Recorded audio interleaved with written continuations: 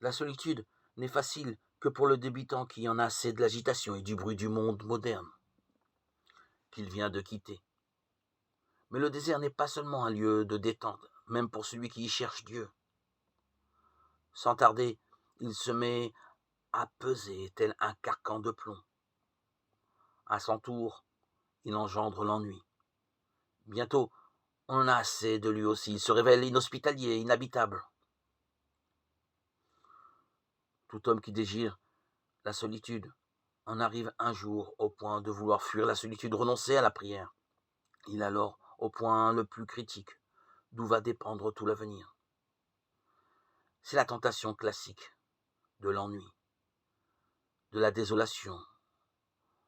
On dit en langage populaire du cafard, du spleen. Cette tentation-là, nous ne pouvons la traverser que dans la force du Saint-Esprit. À cette heure, il ne s'agit nullement de force de volonté, ni d'énergie ou de ténacité naturelle. Au contraire, une telle tension dans l'effort conduirait le solitaire dans les plus brefs délais à la dépression et mettrait en péril son équilibre psychique. Il s'agit avant tout de repos, de quiétude intérieure, d'absence de toute contrainte, de calme profond.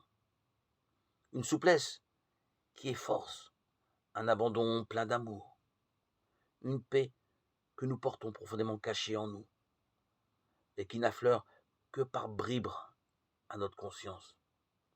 La moindre intervention personnelle, la moindre tension inutile serait ici de trop et empêcherait précisément ce qui était sur le point de se produire.